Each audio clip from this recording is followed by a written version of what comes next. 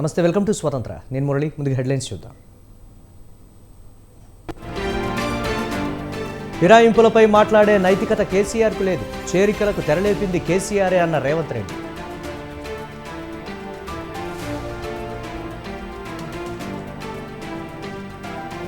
పార్టీలో నుంచి ఎవరు వెళ్లిపోయినా నష్టమేమీ లేదు. బీఆర్ఎస్ ఎమ్మెల్యేలు ఎమ్మెల్సీలతో కేసీఆర్.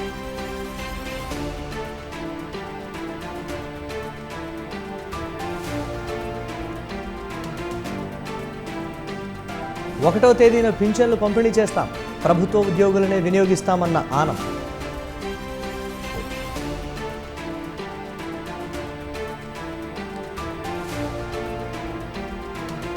చంద్రబాబు కక్ష సాధింపు చర్యలకు పాల్పడుతున్నాడు.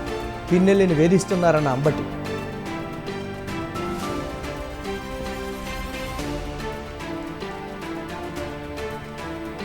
అన్ని రంగాల్లోనూ రామోజీరావు రోల్ మోడల్. ఆయన ప్రజాపక్షపాతి అన్న చంద్రబాబు.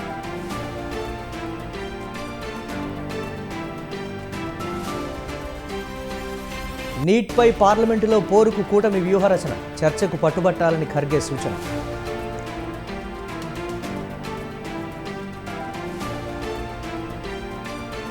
దేశ విచ్ఛిన్నానికి కొందరు కుట్ర చేస్తున్నారు. సుస్థిర భారతే ప్రభుత్వ లక్ష్యమన్న ద్రౌపది ముర్ము.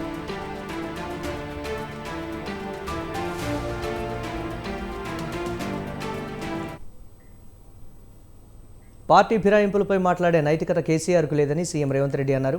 ఎంతోమంది ఇతర పార్టీల ఎమ్మెల్యేలు ఎమ్మెల్సీలను బీఆర్ఎస్లో చేర్చుకున్న విషయం ఆయనకు గుర్తులేదా అని ప్రశ్నించారు.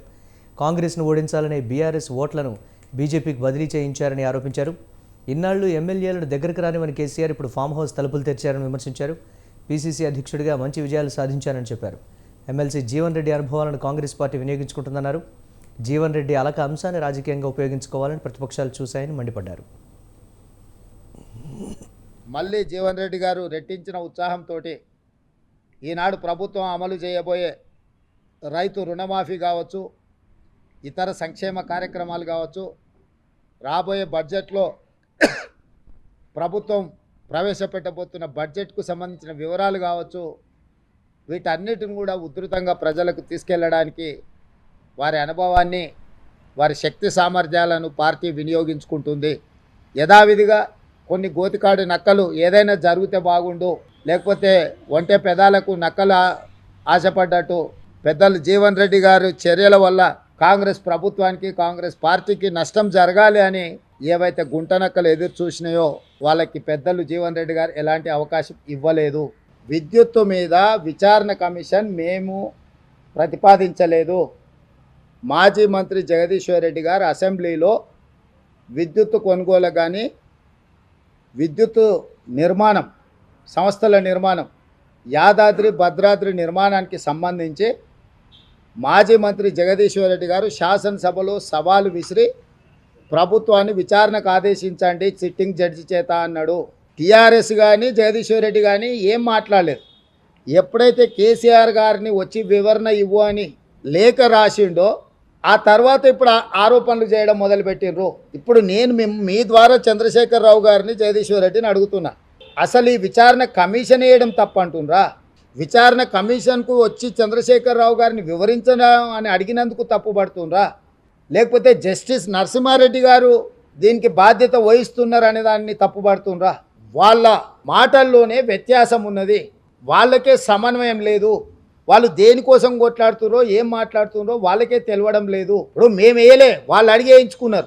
వాళ్ళు డిమాండ్ చేస్తే మేము వేసినాం. ఇప్పుడు నిజంగానే ఒక ఆయన శ్రీరామచంద్రుడు, ఇంకొక ఆయన సత్యహరిచంద్రుడు అని నిరూపించుకోవడానికి అవకాశం వచ్చింది. నిరూపించుకుంటే భద్రాద్రి కొత్తగూడెం జిల్లాలోని సీతారామ ప్రాజెక్టు మోటార్ల ట్రయల్ రన్ సక్సెస్ అయింది. ఈ ప్రాజెక్టుతో 10 లక్షల ఎకరాలకు సాగునీరు అందించనున్నారు. ఈ ఏడాది వైరా ప్రాజెక్టు వరకు నీళ్లు అందించేందుకు ప్రయత్నాలు జరుగుతున్నాయి. ప్రాజెక్టు నిర్మాణంపై జిల్లా మంత్రి తుమ్మల నాగేశ్వరరావు ప్రత్యేక శ్రద్ధ పెట్టారు. సీతారామ ప్రాజెక్టు ట్రయల్ రన్ చేపట్టారు. అశ్వాపురం మండలం బీజీ కొత్తూరు వద్ద Sitarama project pump house trial రన్లో పాల్గొనే అధికారులతో కలిసి పంప్ హౌజ్ మోటార్ల పనితీరును వ్యవసాయ శాఖ మంత్రి తుమ్మల నాగేశ్వరరావు పరిశీలించారు. ట్రయల్ రన్ విజయవంతం కావడం పట్ల మంత్రి హర్షం వ్యక్తం చేశారు. సీతారామ ప్రాజెక్టు ద్వారా ఉమ్మడి ఖమ్మం జిల్లా, గోదావరి జిల్లాలతో సస్యశ్యామలం కానుందని మంత్రి తుమ్మల అన్నారు. ఈ వానాకాలంలోనే వైరా లింక్ కెనాల్ ద్వారా గోదావరి జలాలు వైరా రిజర్వాయర్కు పారేలా యుద్ధ ప్రాతిపదికన పనులు సాగుతున్నాయని చెప్పారు.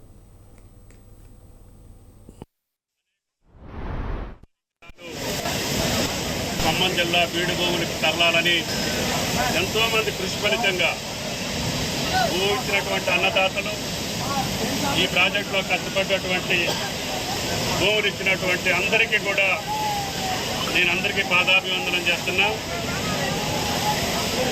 రేవంత్ రెడ్డి గారి ప్రభుత్వంలో మొట్టమొదటిసారిగా సుమారు ఈ పంట కాలంలోనే 1.5 ఎకరాలకి నీళ్ళు ఇవ్వాలనేది అధికారుల యొక్క పట్టుదల. ఇరిగేషన్ శాఖ మంత్రులు, ఈ జిల్లా మంత్రులందరం కలిసి వచ్చి ఈ ప్రాజెక్టు పరిశీలించిన తర్వాత కాబట్టి ఎట్టి పరిస్థితుల్లో ఈ సంవత్సరమే గోదావరి నీళ్లు ఖమ్మం భూభాగాన్ని తాకాలని, ఆ పుడిమ తల్లి పులకరించాలని, నా జీవిత కోరిక తీరాలని చెప్పి మొత్తం ఆయకట్టుకి నీళ్ళు ఇచ్చేటటువంటి ఆ యొక్క శక్తిని, సామర్థ్యాన్ని మాకు కలిగించాలని చెప్పి ఆ భగవంతుడు ప్రార్థిస్తూ మీ అందరికీ హృదయపూర్వక నమస్కారాలు. Thank you. అనేక సంవత్సరాలు తెలంగాణ ప్రభుత్వంపై మాజీ మంత్రి కేటీఆర్ ఆగ్రహం వ్యక్తం చేశారు. నిరుద్యోగుల తరపున బీఆర్ఎస్ పోరాటం చేయడానికి సిద్ధంగా ఉందన్నారు. ఎన్నికల మేనిఫెస్టోలో ఇచ్చిన హామీలు ఏమయ్యాయని నిలదీశారు. ప్రతి ఏడాది ఇస్తామన్న జాబ్ క్యాలెండర్ ఏమైందని ప్రశ్నించారు.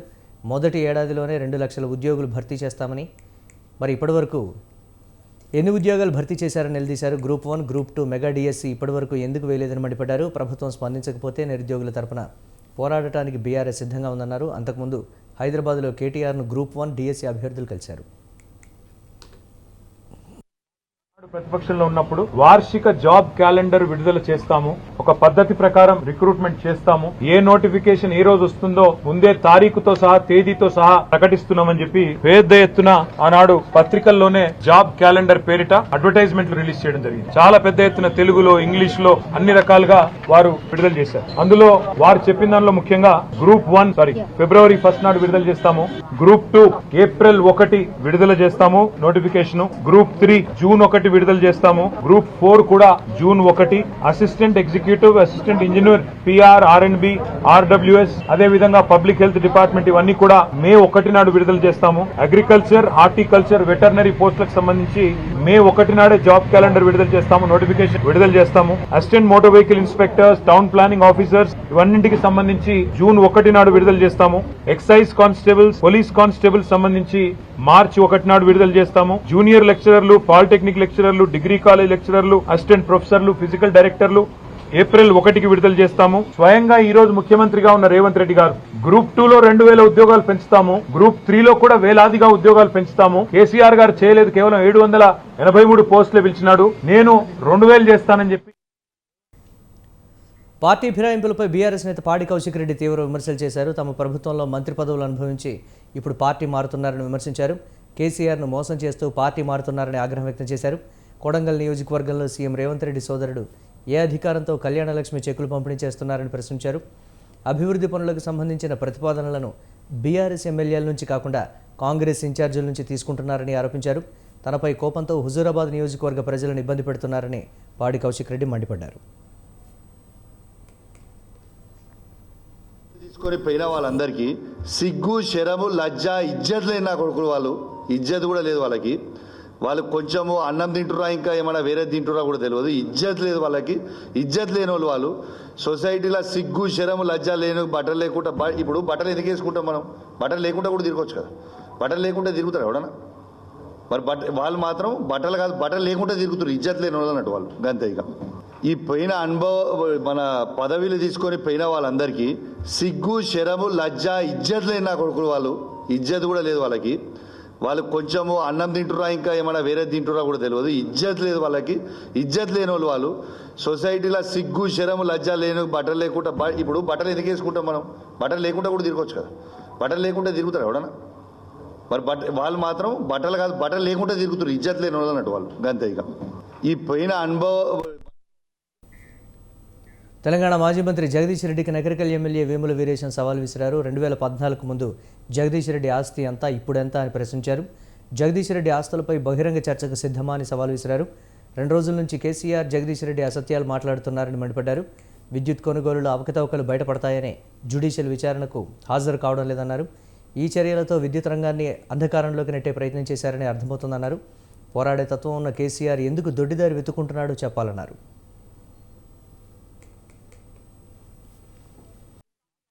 మాజీ మాజీ మంత్రి అయినటువంటి జగదీష్ రెడ్డి గారు విద్యుత్తులో ఎలాంటి అక్రమాలు జరగలేదు, ఛత్తీస్గఢ్ నుంచి విద్యుత్ కొనుగోలులో ఎలాంటి అక్రమాలు జరగలేదు, యాదాద్రి పవర్ ప్లాంట్ కానీ భద్రాద్రి పవర్ ప్లాంట్ నిర్మాణాలలో ఎలాంటి అవకతవకలు జరగలేదు, మీకు నిజంగా దీని మీద వాస్తవాలు ప్రజలకు తెలవాలంటే జ్యుడిషియల్ ఎంక్వైరీ చేయమని చెప్పేసి అసెంబ్లీ సాక్షిగా డిమాండ్ చేసి బహుశా తెలంగాణ రాష్ట్ర ప్రజలు మొత్తంకు ప్రధాన ప్రతిపక్ష నాయకుడైనటువంటి కేసీఆర్ గారు బ్రీఫ్ చేస్తేనే, కేసీఆర్ గారు మాట్లాడమని చెప్తేనే, కేసీఆర్ గారు డైరెక్షన్ ఇస్తేనే జగదీష్ రెడ్డి గారు వచ్చి అసెంబ్లీలో మాట్లాడిండు. విద్యుత్ డిఎస్సి 2024 నోటిఫికేషన్ ఇచ్చేందుకు ఏపీ సర్కార్ తుది కసరత్తును చేస్తోంది. 2 రకాలుగా డిఎస్సి నోటిఫికేషన్ ప్రభుత్వం ఇవ్వనున్నట్లు సమాచారం. గత ప్రభుత్వం చేసిన తప్పిదం వల్ల 2 రకాలుగా నోటిఫికేషన్ ఇవ్వక తప్పని పరిస్థితి. 3 ఏళ్ల నుంచి టెట్ పరీక్ష నిర్వహించిన గత ప్రభుత్వం వల్ల టెట్ పరీక్షల నిర్వహణలో కలిపి మెగా డిఎస్సికి నోటిఫికేషన్ విడుదల చేయనున్నారు.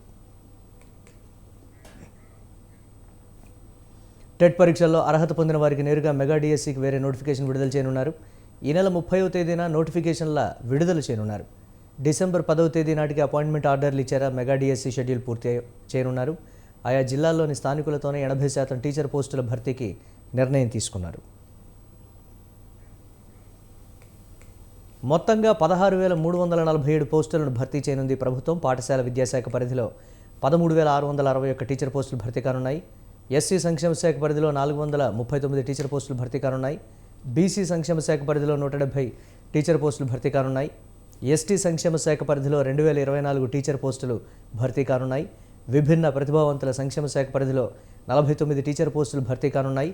బాల నేరస్తులకు విద్యాబోధన కోసం 15 టీచర్ పోస్టులు భర్తీ చేయనున్నారు.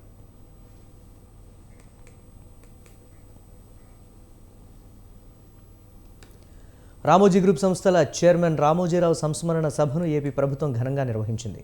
సీఎం చంద్రబాబు నాయుడుతో పాటు డిప్యూటీ సీఎం పవన్ కళ్యాణ్, మంత్రి కొల్లు రవీంద్ర సహా పలువురు సినీ రాజకీయ ప్రముఖులు రామోజీరావుకు నివాళి అర్పించారు. రామోజీరావు అన్ని రంగాల్లోనూ రోల్ మోడల్గా నిలిచారని సీఎం చంద్రబాబు నాయుడు అన్నారు. ప్రజా సమస్యల పరిష్కారం కోసం రామోజీ ఎంతో చేశారని కొనియాడారు. చూస్తే ఇదే జిల్లా, ఇదే ప్రాంతంలో పుట్టారు. పెదపారపూడి, ఒక చిన్న గ్రామం, మామూలు కుటుంబం.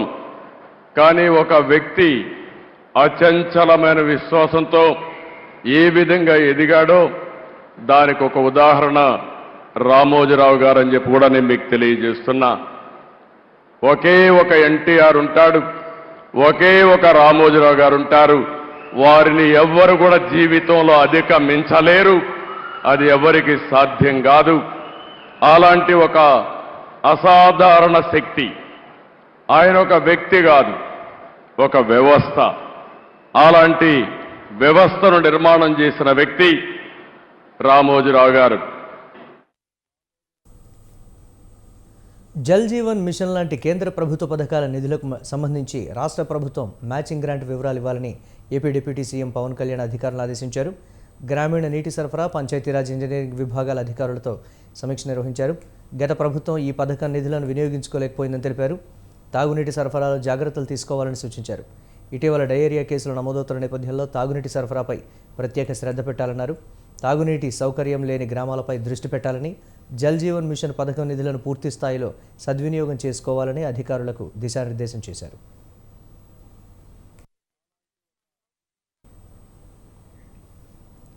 ఆంధ్రప్రదేశ్లో అధికారంలోకి వచ్చిన చంద్రబాబు కక్షపూరితంగా వ్యవహరిస్తూ వైసీపీ కార్యాలయాలను విధ్వంసం చేస్తున్నారని మాజీ మంత్రి అంబటి రాంబాబు ఆరోపించారు. మాజీ ఎమ్మెల్యే పిన్నెల్లి ఈవీఎంను పగలగొట్టినట్లుగా ఉన్న వీడియోను నారా లోకేష్ సృష్టించి ట్విట్టర్లో పెట్టారని విమర్శించారు. వైసీపీ నేతలపై ఇంకా ఎన్ని కేసులు పెట్టినా భయపడబోమని అన్నారు. కోర్టులో బెయిల్ కోసం, యాంటిసిపేటరీ బెయిల్ కోసం ప్రయత్నం చేస్తే చాలా విచారణ తర్వాత యాంటిసిపేటరీ బెయిల్ తిరస్కరించడంతో రామకృష్ణారెడ్డి గారిని అరెస్ట్ చేశారు. రామకృష్ణారెడ్డి గారు కూడా స్వచ్ఛందంగా లొంగిపోయి అరెస్ట్ అయ్యారు. తర్వాత కోర్టులో ప్రొడ్యూస్ చేయడం జరిగింది. దీన్ని మేమందరం ఇవాళ కలిసి కొన్ని విషయాలను ఆంధ్ర రాష్ట్ర ప్రజలకి, పలనాడు ప్రాంతానికి చెందినటువంటి పౌరులకి కొన్ని విషయాలను చెప్పాలనే ఉద్దేశంతో మేమందరం కూడా ఇక్కడ సమావేశమయ్యాం. రామకృష్ణారెడ్డి గారు సుదీర్ఘకాలం నుంచి ఆ నియోజకవర్గంలో గెలుపొందుతూ వచ్చారు. మా పార్టీ అధికారంలో ఉన్నప్పుడు గెలిచారు, అపోజిషన్ లో ఉన్నప్పుడు కూడా గెలిచినటువంటి ప్రజాదరణ కలిగినటువంటి నాయకుడు. వరుసని కంటిన్యూస్ గా 4 times గెలవడం జరిగింది. ఈ ఎన్నికలకు ముందే 2-3 సంవత్సరాలకు ముందే ఒక భారీ ప్లాన్ ని చంద్రబాబు నాయుడు గారు తీసుకొచ్చారు. ఏ విధంగా అయినా సరే ఈసారి రామకృష్ణారెడ్డిని ఓడించాలి, ఎంతకైనా తెగించాలి అనేటువంటి ఉద్దేశంతో ఒక ప్లాన్ ప్రకారం అక్కడికి రావడం, అక్కడ రాజకీయాలకు దూరంగా ఉన్నటువంటి బ్రహ్మారెడ్డిని తీసుకొచ్చి అక్కడ అభ్యర్థిగా పెట్టుకుంటారు. అది వారి స్వేచ్ఛ, మేము కాదని అనను, కానీ ప్రజలు అర్థం చేసుకోవాలని మనవి చేస్తున్నా. కోర్టులో పల్నాడులో టీడీపీ నేతలు చేయని అరాచకం లేదన్నారు వైసీపీ నేత గోపిరెడ్డి శ్రీనివాసరెడ్డి. పిన్నెల్లి రామకృష్ణారెడ్డి భార్య, కుమారుడిపై దాడి జరిగితే కనీసం కేసు కూడా పెట్టలేదన్నారు. కానీ వైసీపీ నేతలపై 307 సెక్షన్ల కింద కేసులు పెట్టారని గుర్తు చేశారు. ఈరోజు ఈఎంని పగలగొట్టాల్సిన సందర్భం ఏంటో కూడా ఒకసారి ఆలోచించాలి. అంతకుముందే అక్కడున్న వైఎస్ఆర్ కాంగ్రెస్ పార్టీ ఏజెంట్లందరినీ కూడా తెలుగుదేశం పార్టీ వాళ్ళు బయటికి పంపించారు. అక్కడ ఏకపక్షంగా జరుగుతుంది ఎలక్షన్ అని చెప్పి రామకృష్ణారెడ్డి స్వయంగా వెళ్ళి ఆ రోజు ఆ సంఘటన జరిగింది. దాని తర్వాత ఆయన మీద కేసులు పెట్టే కార్యక్రమం, ఆ తర్వాత ఆయన కుమారుడు భార్య మీద కూడా దాడి జరిగింది. భార్య మీద దాడి జరిగింది, కుమారుడి మీద దాడి జరిగింది. ఇంతవరకు వాటి మీద ఎవరిని కూడా అరెస్ట్ చేయకపోవడం ఎంత బాధాకరమో, వన్ సైడ్ గా ఈరోజు జరుగుతుందో ఒక్కసారి మనం అందరం కూడా. టీడీపీ ప్రభుత్వంపై మాజీ మంత్రి సీదిరి అప్పలరాజు విమర్శలు చేశారు. 53.5 లక్షల మంది రైతులకు 34,500 కోట్లు రైతు భరోసా కింద వైసీపీ ప్రభుత్వం ఇచ్చిందన్నారు. ప్రతి రైతుకు 20,000 ఇస్తామని చంద్రబాబు చేసిన హామీని నిలబెట్టుకోవాలన్నారు. ప్రభుత్వం ఏ పేరు పెట్టినా రైతులకు మేలు చేయాలని అన్నారు. రైతు భరోసా ఎంతమందికి ఇస్తారో స్పష్టత ఇవ్వాలన్నారు. అన్నటువంటి అంశం మీద మేము మేనిఫెస్టోలో దాన్ని 16,000 చేస్తామన్నాం, మీరు దాన్ని 20,000 చేస్తానన్నారు. పేరు ఏదో మార్చుకున్నారు మీరు, అన్నదాత సుఖీభవన్. ఎప్పుడు 2019 ఎన్నికలకు ముందు నెల రోజులు పెట్టిన పేరును మళ్ళీ ఇప్పుడు మీరు దాన్ని తిరిగి తీసుకొచ్చారు. What ever the changes maybe we accept that. మీరు పెంచిస్తానన్నారు, సంతోషం, మనం పెంచేయవండి, పేరు మార్చివ్వండి, మాకేం అభ్యంతరం లేదు. బట్ రైతులకు ఇవ్వండి, ఇచ్చే ఆలోచన చేయండి. నేనైతే మనస్ఫూర్తిగా కోరుతా ఉన్నా చంద్రబాబు నాయుడు గారికి. మరి అలాగే అగ్రికల్చరల్ మినిస్టర్, మన జిల్లా మంత్రి కింజరాపు అచ్చెన్నాయుడు గారు 53.5 లక్షల మంది రైతులకి 34,000. వృద్ధులు, వికలాంగులు, వితంతువులు, డయాలసిస్ పేషెంట్స్కు ఏపీ ప్రభుత్వం గుడ్ న్యూస్ చెప్పింది. జూలై 1న పెంచిన పెన్షన్లు ఇంటింటికి పంపిణీ చేసేందుకు ప్రభుత్వం ఉత్తర్వులు జారీ చేసింది. గత ప్రభుత్వ హయాంలో వాలంటీర్ వ్యవస్థ ద్వారా ప్రభుత్వం పెన్షన్ ఇంటికి అందజేసింది. మరి కొత్తగా కొలువుదీరిన ప్రభుత్వం లబ్ధిదారులకు పెన్షన్ ఎలా అందజేస్తోంది? ప్రభుత్వం ఎలాంటి నిర్ణయం తీసుకుంది? Watch the story.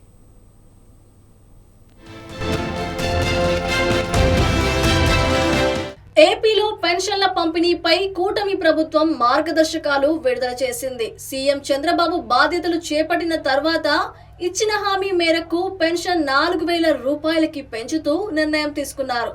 వాలంటీర్ల వ్యవస్థతో కాకుండా సచివాలయ సిబ్బందితోనే పెన్షన్లు పంపిణీ చేయాలని ప్రభుత్వం నిర్ణయించింది. తాజాగా పెన్షన్ల పంపిణీకి సంబంధించి కాల పరిమితితో సహా మార్గదర్శకాలను ప్రభుత్వం ఖరారు చేస్తూ ఆదేశాలు జారీ చేశారు.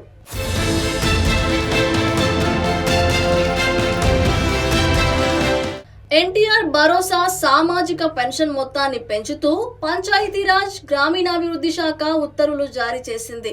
వృద్ధాప్య, వితంతు, చేనేత, కల్లుగీత కార్మికులు, మత్స్యకార, ఒంటరి మహిళలు, చెప్పులు కుట్టే వృత్తివారు, ట్రాన్స్జెండర్లు, ఏఆర్టీ డప్పు కళాకారులు, ఆర్టిస్టులు, పెన్షన్దారులకు 3,000 నుంచి 4,000 రూపాయలకి పెంచారు. దివ్యాంగులు, కుష్ఠరోగులకు 3,000 నుంచి 6,000 రూపాయలకి పెంచారు. పూర్తి వైకల్యం ఉన్న వారికి 5,000 నుంచి 15,000 రూపాయలకు, తీవ్రమైన వ్యాధిగ్రస్తులు, కిడ్నీ, లివర్, గుండె ట్రాన్స్ప్లాంట్ చేయించుకున్న వారు, డయాలసిస్ రోగులు తదితరులకు 5,000 నుంచి 10,000 రూపాయలకి పెంచారు.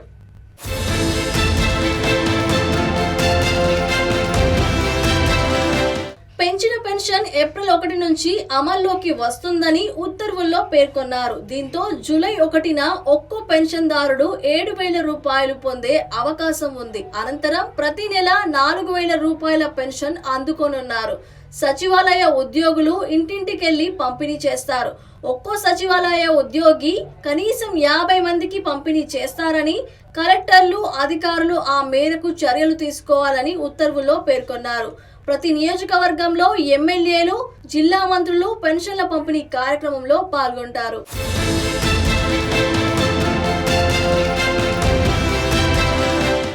పెన్షన్ల పంపిణీపై మంత్రి ఆనం రామనారాయణ రెడ్డి స్పందించారు. పెంచిన పెన్షన్ల ద్వారా రాష్ట్ర వ్యాప్తంగా 65 లక్షల పేద కుటుంబాలకి మేలు జరుగుతుందని చెప్పారు.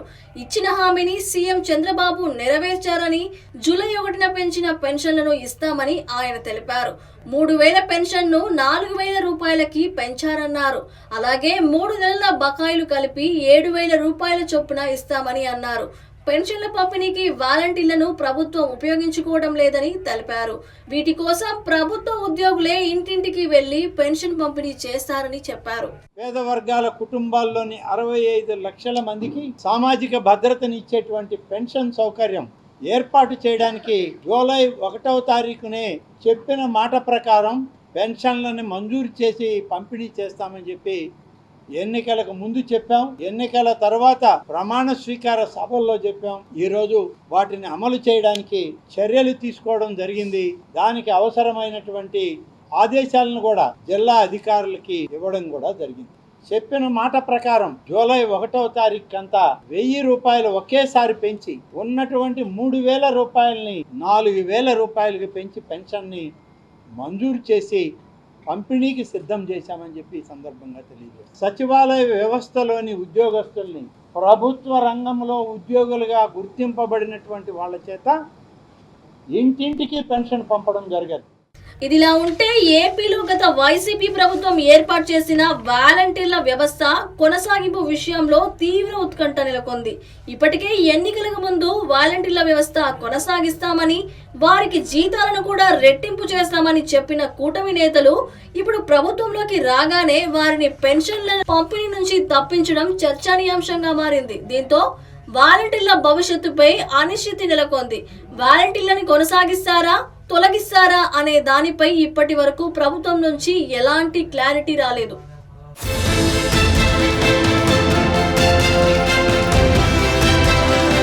ప్రభుత్వ నిర్ణయంతో వాలంటీర్ వ్యవస్థ ఆందోళనలో పడింది. సచివాలయ ఉద్యోగుల ద్వారా పెన్షన్ల పంపిణీ చేపట్టడంతో రానున్న రోజుల్లో వాలంటీర్ల వ్యవస్థ కొనసాగుతుందా లేదా అనే సందిగ్ధంలో వాలంటీర్లు ఉన్నారు.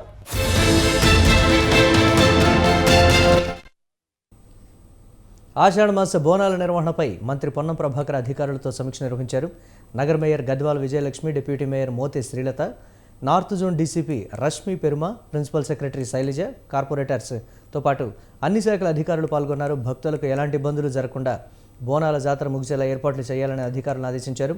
తెలంగాణలో జూలై 7 నుండి ఆగస్టు 4 వరకు నెల రోజుల పాటు ఆషాఢమాస బోనాల ఉత్సవాలు జరగనున్నాయి.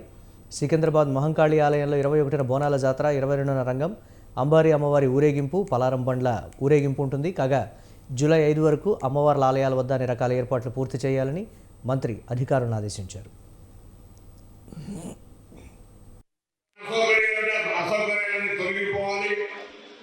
ఎవరి బాధ్యత ఆ బాధ్యతను సక్రమంగా నిర్వహించాలనే దాని చర్యలు స్థానికంగా మీ అందరూ సహకారం ఉండకపోతే కార్యక్రమం విజయవంతమయ్యే ప్రశ్న లేదు.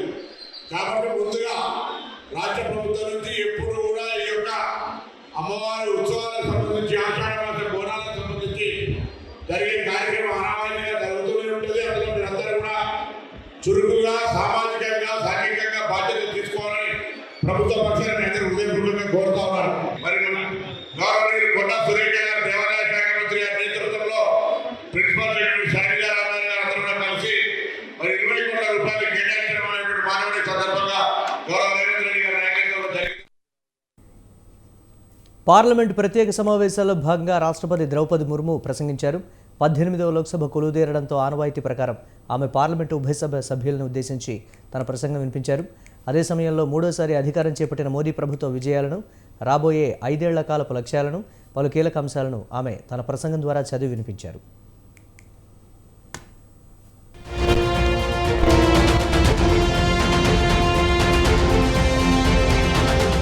18వ లోక్సభ కొలువుదీరడంతో ఆనవాయితీ ప్రకారం పార్లమెంట్ ఉభయ సభలను ఉద్దేశించి ప్రసంగించారు రాష్ట్రపతి ద్రౌపది ముర్ము. ప్రపంచంలోనే అతిపెద్ద ఎన్నికలు సజావుగా జరిగాయన్నారు. ఈ ఎన్నికల్లో ప్రజలు సుస్థిరతకు పట్టం కట్టారన్నారు. నిజాయితీని నమ్మిన ప్రభుత్వానికి మరోసారి అవకాశం కల్పించారని తెలిపారు. దేశ ప్రజల విశ్వాసం గెలిచి లోక్సభ సభ్యులంతా సభకి వచ్చారన్నారు. ప్రజాస్వామ్య పరిరక్షణలో సభ్యులు విజయవంతమవుతారని ఆశిస్తున్నారని, దేశ ప్రజల ఆకాంక్షలను నెరవేర్చాలి అని రాష్ట్రపతి పిలుపునిచ్చారు.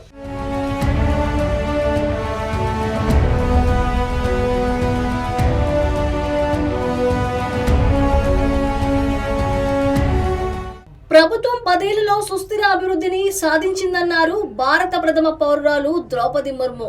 జమ్మూ కాశ్మీర్ పై శత్రువులు అంతర్జాతీయ వేదికలపై దుష్ప్రచారం చేస్తున్నారని, కానీ ఈసారి కాశ్మీర్ లోయలో మార్పు కనిపించిందన్నారు.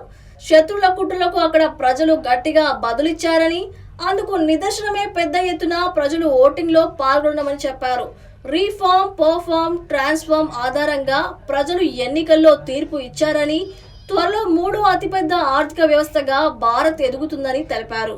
ప్రభుత్వం రైతుల సంక్షేమం కోసం నిరంతరం పనిచేస్తుందని, చిన్న సన్నకారు రైతుల కోసం పీఎం సమ్మాన్ నిధి కింద ఇప్పటి వరకు 3.20 లక్షల కోట్లు ఇచ్చామని తెలిపింది. ఆర్థిక భరోసా కోసం నేరుగా రైతుల ఖాతాల్లోనే నగదు జమ చేస్తున్నామన్నారు. माननीय सदस्यगण, 2024 के लोकसभा चुनाव की चर्चा आज पूरी दुनिया में हो रही है. दुनिया देख रही है कि भारत के लोगों में लगातार तीसरी बार स्थिर और स्पष्ट बहुमत की सरकार बनाई है.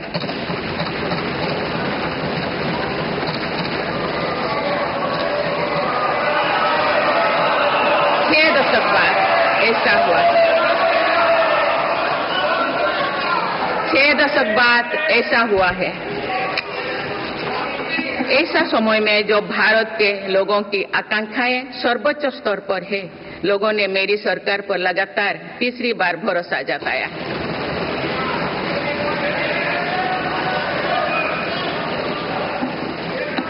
भारत के लोगों को ये पूर्ण विश्वास है कि उनकी आकांक्षाएं सिर्फ मेरी सरकार ही पूरा कर सकती है.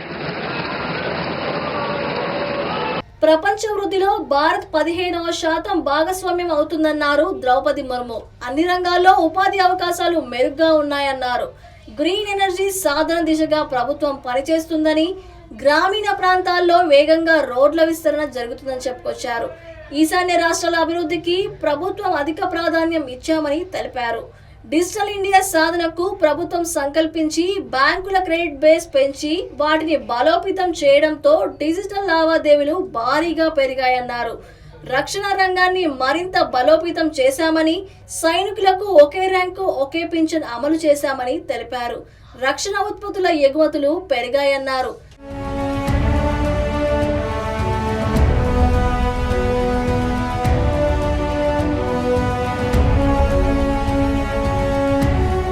సిఏఏ కింద శరణార్థులకు ప్రభుత్వం పౌరసత్వం కల్పించిందని, జూలై 1 నుంచి కొత్త నేర చట్టాలు అమల్లోకి రానున్నాయని తెలిపారు. ఎమర్జెన్సీ దేశ చరిత్రలో ఓ చీకటి అధ్యయనమని, అది రాజ్యాంగంపై జరిగిన అతిపెద్ద దాడి అని ద్రౌపది ముర్ము తెలిపారు. నాటి అత్యవసర పరిస్థితిలో దేశ ప్రజలు ఎన్నో బాధలు అనుభవించారని, కానీ అటువంటి రాజ్యాంగ విరుద్ధ శక్తులపై వ్యతిరేకంగా దేశం విజయం సాధించిందని చెప్పారు. हाल ही में कुछ परीक्षाओं में हुई पेपर लीक की घटनाओं की निष्पक्ष जांच और दोषियों को कड़ी से कड़ी सजा दिलवाने के लिए मेरी सरकार प्रतिबद्ध है. हमारे इससे पहले भी हमने देखा है कि कई राज्यों में पेपर लीक की घटनाएं होती रही है. इस पर दलीय राजनीति से ऊपर उठकर देशव्यापी ठोस उपाय करने की जरूरत है.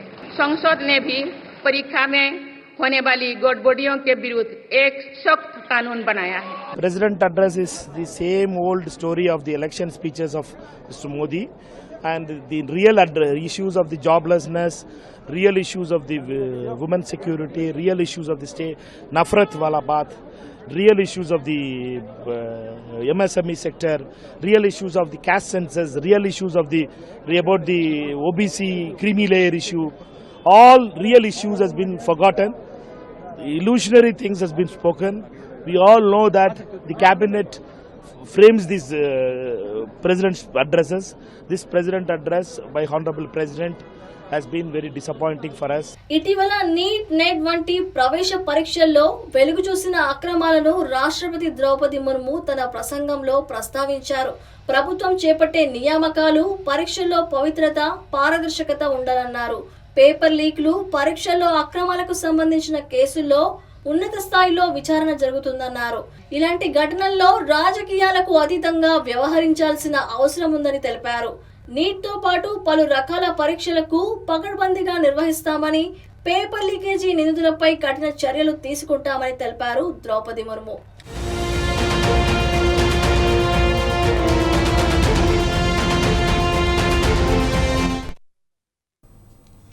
ఇవి ఇప్పటి వరకు అప్డేట్స్. కీప్ వాచింగ్ స్వతంత్ర.